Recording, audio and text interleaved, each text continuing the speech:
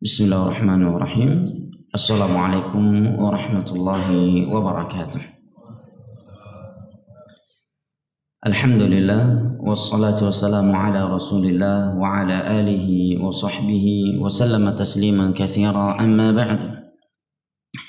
Puji dan syukur senantiasa kita panjatkan kehadirat Allah Jalla wa Ala yang telah berfirman, wa in ta'uddu ni'matallahi la tahsuha innal insana lazalumun kafar.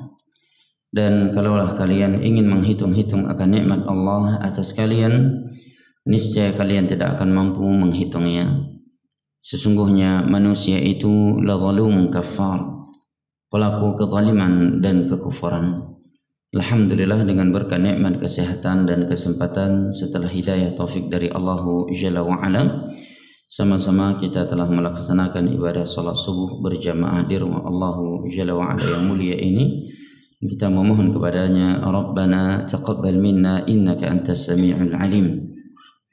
Salawat beserta salam senantiasa kita sanjung sajikan kepada Nabi besar kita, keluarga dan segenap sahabat-sahabat beliau ridwanullahi alaihim ajma'in, yang telah bersabda, man inna athqala as-salati 'ala al-munafiqin salatul isya'i wa salatul fajr walau ya'lamuna ma fihima la atawhuma walau habwa.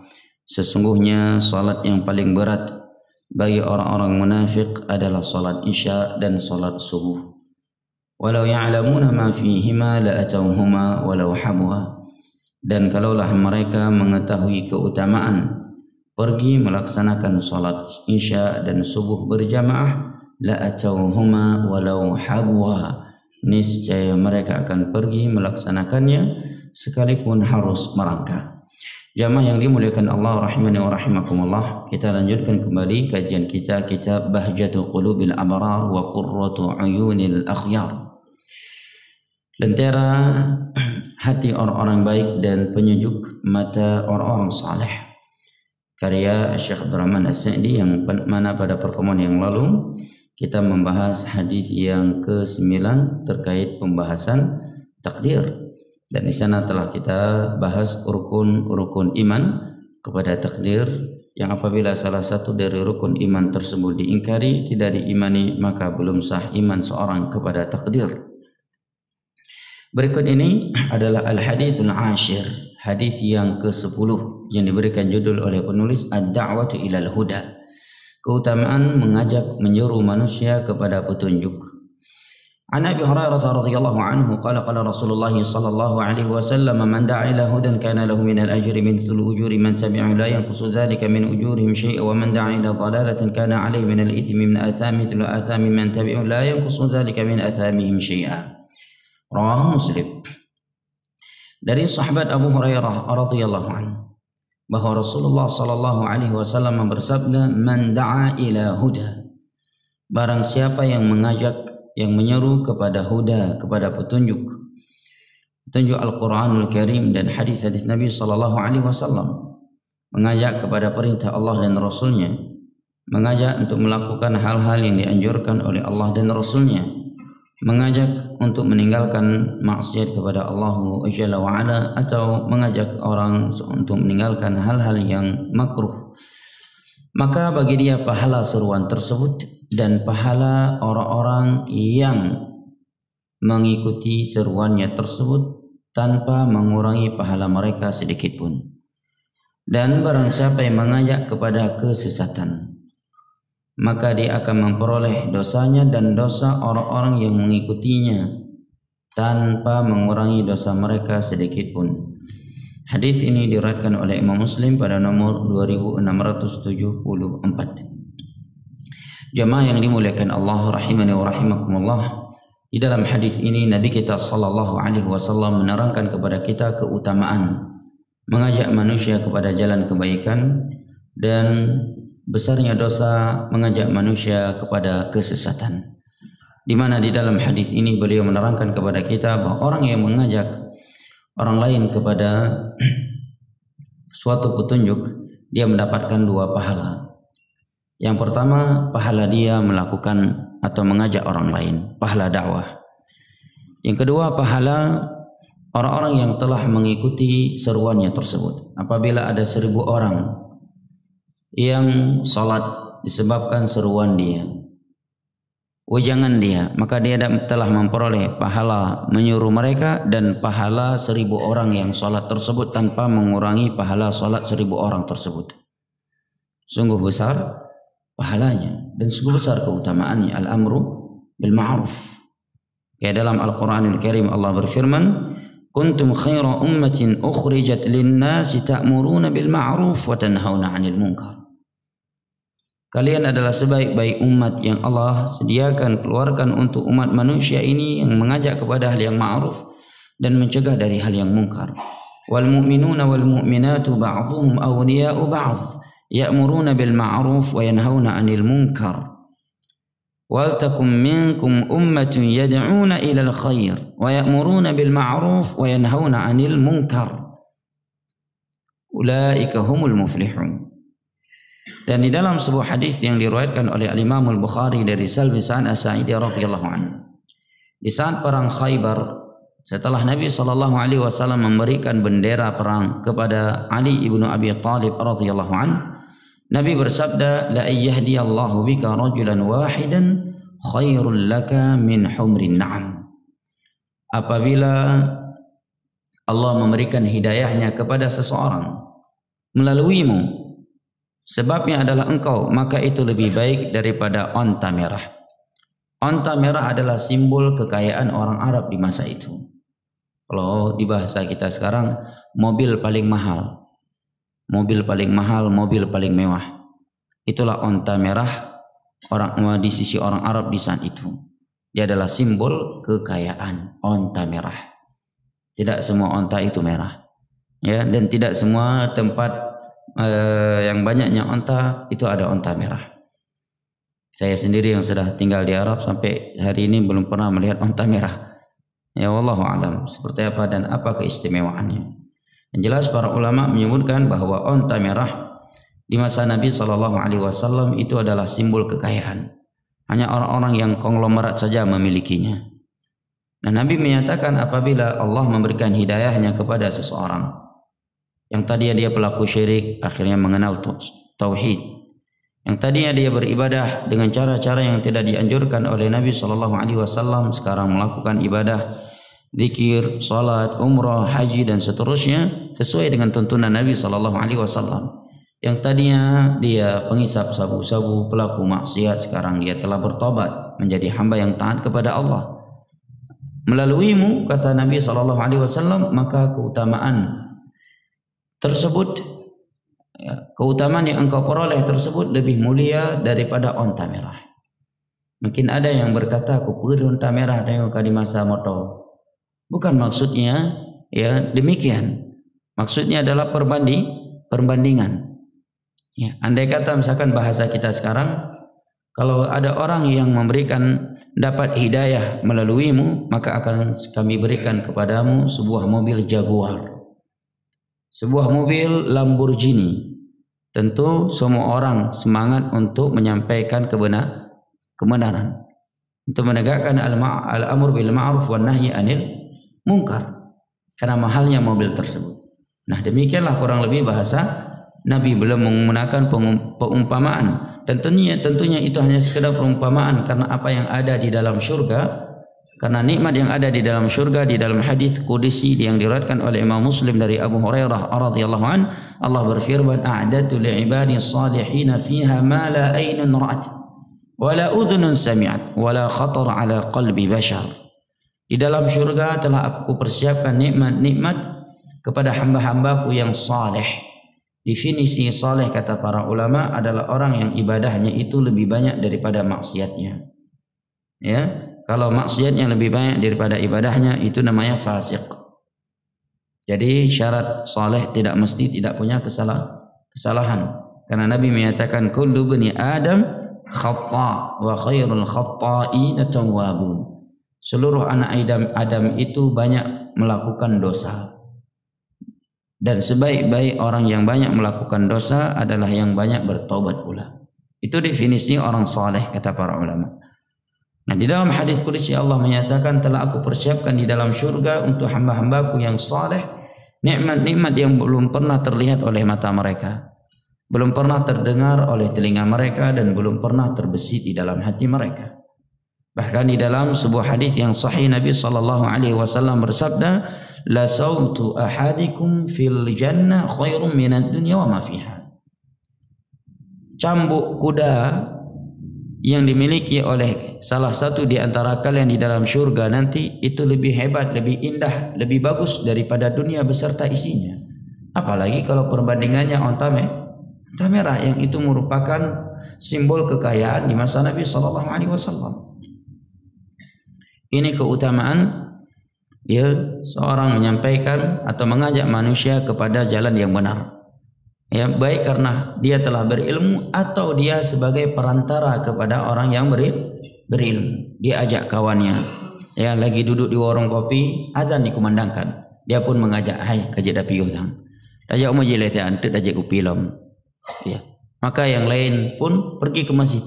Ya mungkin kalau dia tidak mengajaknya, mungkin mereka tidak sholat, ya, atau mungkin sholat tetapi tidak jamaah. Nah, dengan dia ajak mereka jadi pergi sholat jamaah, maka dia mendapatkan pahala mengajak dan pahala sholat jamaah mereka 100% kembali kepada dia, mengalir ke dia tanpa mengurangi pahala mereka. Subhanallah, betapa luas rahmat Allahu Jalla wa Ala. Nangan tak boleh meja kopi di peluh rongan, mandi peluh roya. Di saat kepakat legonya misalkan, maka pahala 10 roh, solat 10 roh muno mengalir dengan sempurna kepadanya setelah dia mendapatkan pahala mengajak mereka. Dapat pahala dari dua sisi. Ini keutamaan mengajak orang kepada jalan kebaikan. Atau ada orang yang tadinya tidak paham tauhid, pelaku syirik, tidak paham sunnah, dia pelaku bidah, pelaku maksiat, dia ajak untuk hijrah ke majelis ilmu agama sehingga dia mengenal tauhid, mengenal sunnah, mengenal dunia ketaatan. Maka seumur hidup orang tersebut itu mengalir kepadanya seluruh kebaikan yang ia lakukan karena setelah hijrah sebab dia. Ini yang namanya MLM syariah dengan kesepakatan seluruh ulama Islam tanpa perselisihan di dalamnya. Ya. Ini benar-benar MLM jemaah, pahala MLM. Ya. Dan usahakan sebelum kita mati kita sudah memiliki multi level marketing yang syar'i seperti ini. Ya, paling tidak adalah 1-2 orang. Paling minimnya anak kita sendiri. Apa contohnya jemaah masalah kecil yang sering kali kita sepelekan dan anak kita tidak mengambilnya dari kita? Al-Fatihah. Usahakan jangan sampai ustadz yang mengajarkan Al-Fatihah ke anak kita. Usahakan kita sebagai orang tua lah yang menjadi sebab anak kita hafal Al-Fatihah. 1 surat saja kita hafalkan kepada anak kita Al-Fatihah, seumur hidup dia gunakan dalam salatnya. Minimal dalam sehari 5 waktu. Ya, 5 kali salat. Berarti berapa kali Al-Fatihah dia bacakan? Antum? Hah? Berapa kali? Hah? Udah ngopi belum? 17 kali Al-Fatihah. Masya Allah. 1 huruf Al-Quran berapa pahalanya kata Nabi? 10. Al-Fatihah berapa huruf? Banyak ya? Belum lagi tambah salat sunnah rawatib. Kalau dia salat tahajud, ya, salat duha lagi, sunnah mutlak, ya, subhanallah. Dia mungkin punya umur 60 tahun. Kalau dia salat, taruhlah paling lambat misalkan dia salat umur 10 tahun. Berarti 50 tahun. Selama 50 tahun dia membaca Al-Fatihah, mengalir dengan sempurna ke orang tua atau orang yang telah menjadi sebab dia hafal Al-Fatihah. Di sini letaknya kalah kita dengan guru Iqra. Guru Iqra. Ya. Banyak orang ketika sudah sukses dalam ilmu, baik dalam ilmu agama ataupun dari ilmu dunia, yang dia ingat guru paling telat adalah guru SMA. Tapi itu pun ya rata-rata udah dilupakan guru SMA. Paling ingat dosen di kampus.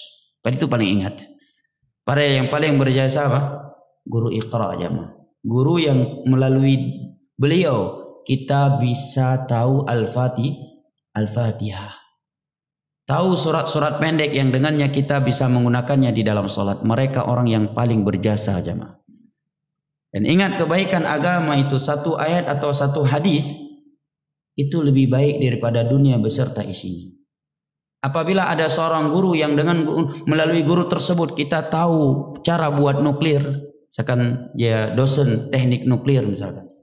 Sebab beliau kita bisa buat pesawat. Ya. Ada satu lagi guru, sebab beliau kita Al-Fatihah. Maka guru yang mengajarkan kita Al-Fatihah ini lebih baik daripada 1.000.000 guru ilmu akademik. Karena kebaikan akhirat tidak akan pernah bisa dibandingkan dengan kebaikan dunia. Makanya Nabi SAW menyatakan, "Mad dunya fil akhirah illa mithlu an yudkhila ahadukum isba'a fil yami falyanzur bima yarja'." Perumpamaan dunia dengan akhirat itu seperti kalian memasukkan jari kalian ke dalam laut, kemudian dia angkat. Dia lihat apa yang dikembalikan diambil oleh jari jemarinya. Berkurang nggak air laut? Enggak. Ya, jutaan ember aja kita ambil, air laut tidak akan berkurang, apalagi dengan memasukkan satu jari ke dalamnya. Itulah perumpamaan dunia dan akhirat. Sampai-sampai Imam Hasan Al-Basri, ulama tabi'in yang berasal dari Basrah, di mana Basrah kalau sekarang? Irak dan sekitarnya. Beliau menyatakan para ulama yang mengajarkan tauhid, memperingatkan kita bahaya syirik, mengajarkan kepada kita sunnah Nabi dalam beribadah, dan memperingatkan kita bahaya bidah, mereka lebih berjasa daripada kedua orang tua kandung kita sendiri yang tidak mengajarkan hal itu kepada kita. Karena orang tua hanya melahirkan, orang tua hanya menyelamatkan kita dari api dunia, dari kemiskinan, dari mara bahaya dunia. Sedangkan ulama, guru-guru agama, mereka menyelamatkan kita dari api neraka, menyelamatkan kita dari syirik, menyelamatkan kita dari kebid'ahan, menasihati kita untuk meninggalkan kemaksiatan. Sedangkan orang tua hanya fokus kepada perkara-perkara dunia saja. Andai kata orang tuanya tersebut seperti itu, maka kata Hasan Al-Basri, maka ulama, guru agama itu lebih berjasa ya daripada kedua orang tua kita yang telah melahirkan kita langsung dan tidak mengajarkan ilmu agama kepada kita. Dan itu sebuah jasa yang tidak pernah bisa kita bayar dengan dunia beserta isinya. Karena satu hadis yang telah kita terima dari guru kita itu tidak akan pernah kita bayar akan pernah bisa kita bayar dengan dunia beserta isinya. Andai kata kita bisa memberikan dunia beserta isinya kepadanya. Oleh karenanya Imam Ahmad setiap sujud mendoakan Imam Syafi'i, karena sebab Imam Syafi'i lah Imam Ahmad menjadi ulama. Imam Syafi'i juga demikian selalu mendoakan Imam Malik, karena Imam Malik lah yang melahirkan Imam Syafi'i menjadi ulama. Imam Malik menjadi sebab yang mendidik Imam Syafi'i dalam Masjid Nabawi sehingga Imam Syafi'i hafal Muwatta. Imam Malik puluhan ribu hadis. Jadi menjadi mufti tingkat internasional dalam keadaan Imam Syafi'i baru berumur 11 tahun. Imam Malik yang mendidiknya. Imam Syafi'i mendidik Imam Ahmad. Ya. Dan Imam Ahmad pun setiap kali sujud mendoakan Imam Syafi'i. Sampai-sampai sebagian ulama salaf menyatakan, andai kata ada seorang guru aku mengetahui satu tok hadis Nabi melaluinya, maka aku siap menjadi budak sahaya baginya. Ini tentunya bahasa untuk mubalaghah, berlebih-lebihan. Maksudnya beliau siap melakukan kebaikan apa saja untuk membalas jasanya. Andai kata suatu hadis yang dia berikan kepadaku, maka aku siap menjadi hamba sahayanya. Demikianlah jasa ya guru-guru agama, apalagi jasa guru Iqra yang mengajarkan kepada kita Al-Fatihah. Sebabnya kita tahu bisa baca Al-Quran. Sampai hari ini kita bisa mempraktek baca Al-Quran di dalam salat kita. Orang yang telah memperkenalkan kepada kita tauhid, memperingatkan kita bahaya syirik, mengenalkan kepada kita sunnah Nabi, dan memperingatkan kita dari bahaya bid'ah yang merajalela di tengah-tengah masyarakat, yang selalu mengajak kita, memotivasi kita untuk beribadah kepada Allah, dan memperingatkan kita bahaya riba, haramnya riba, bahayanya perzinaan, dan seterusnya. Dan mereka adalah orang-orang yang telah sukses di dalam ya pendidikannya, karena mereka telah memiliki LLM, barakallahu fikum. Yang sebaliknya adalah MLM yang sebaliknya pula, seruan kepada kesesatan, baik dengan ucapan atau dengan perbuatannya. Orang lain jatuh ke dalam kesesatan, baik dalam kesesatan akidah, jatuh kepada syirik, atau beribadah dengan cara-cara yang tidak dituntun oleh Nabi gara-garanya. Padahal sudah ada tuntunan Nabi khusus, ya, dengan cara khusus. Karena syubhat dari dia, akhirnya orang lain melakukannya dengan cara yang menyelisih tuntunan Nabi SAW. Atau orang lain jatuh ke dalam maksiat, perzinaan, ya, riba, ya, atau kepada dunia sabu-sabu dan yang semisal dengannya, maka dia mendapatkan dosa mengajak mereka dan dosa maksiat mereka. Nasib luhro takkan tertuhrom takkan, atau serbero, orang melakukan syirik sebab dia, orang melakukan bidah sebab dia, orang melakukan maksiat gara-gara dia, maka dia mendapatkan dosa sebab dan dosa 1000 orang tadi dalam melakukan kesyirikan, kebidahan dan kemaksiatan tersebut tanpa mengurangi dosa mereka sedikit pun. Nyopi MLM yang sangat berbahaya. Nauzubillah kalau kita mati punya MLM yang seperti ini. Wala yahmilunna awzarahum yawmal qiyamah kamilatan yawmal qiyamah wa min awzaril ladzina yudhillunahum bighairi ilm.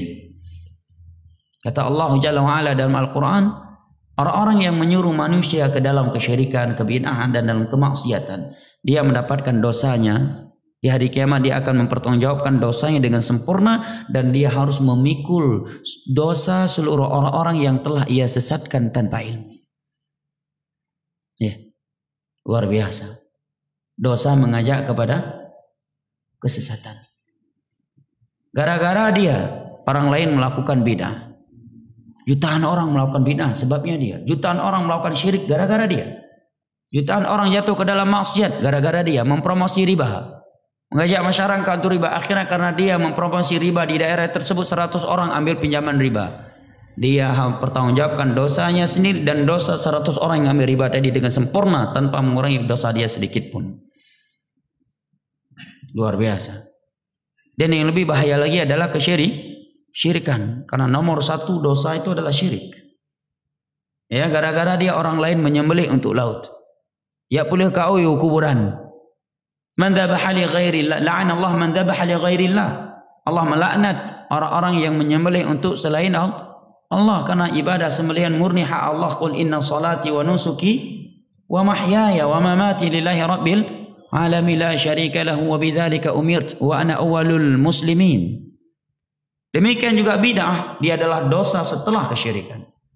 Gara-gara dia orang lain melakukan ibadah yang tidak dituntun oleh Nabi SAW.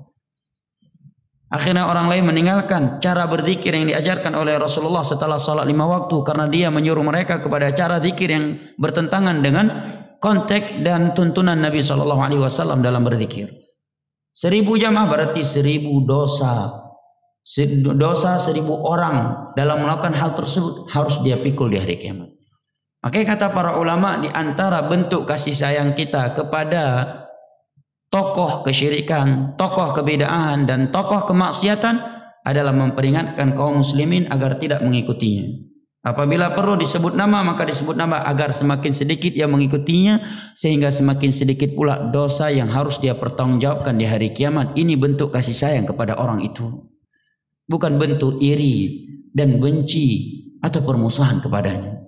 Itu adalah bentuk kasih sayang. Agar semakin sedikit orang melakukan kesyirikan sebabnya. Agar semakin sedikit orang lain melakukan kebidahan sebabnya. Dan agar semakin sedikit orang lain jatuh ke dalam perbuatan yang haram yang disebabkan fatwa dia. Betapa banyak orang masih bertahan di riba, di dunia riba saat ini, karena ada fatwa-fatwa yang membolehkan ringat, yang jo angin. Hana perlu tertua bertahan tapi kebiangin. Memi orang tubik dari riba, anda tahu yang perjuangkan. Lakin angin, hana jadi tubik dari riba. Ya, demikian juga dunia maksiat yang lainnya, musik dan yang semisalnya, karena ada fatwa. Akhirnya orang lain yang tadi sudah mulai meyakini itu haram, kendang angin. Nah fatwa yang jo angin bacu, karena jadi kepentingan kan. Berarti kalau 1 juta orang masih melakukan dosa tersebut sebab dia, berarti dia harus mempertanggungjawabkan dosanya sendiri dalam menyuruh mereka dalam hal itu, dan dosa 1 juta orang. Setiap kali mereka melakukannya, setiap kali itu dosa itu mengalir ke dia 100% sempurna tanpa mengurangi dosa mereka. Subhanallah. Luar biasa jemaah. Ya, bahayanya mengajak manusia kepada kesalahan. Ini hadis yang kita bahas hari ini karena ini hari kerja. Saya kira sampai di sini. Lebih dan kurangnya saya mohon maaf. Wabillahi taufiq wal hidayah. Sallallahu ala nabiyyina Muhammad wa ala alihi wa sahbihi wasallam. Wa akhiru da'wana anil hamdulillahi rabbil alamin. Wassalamualaikum warahmatullahi wabarakatuh.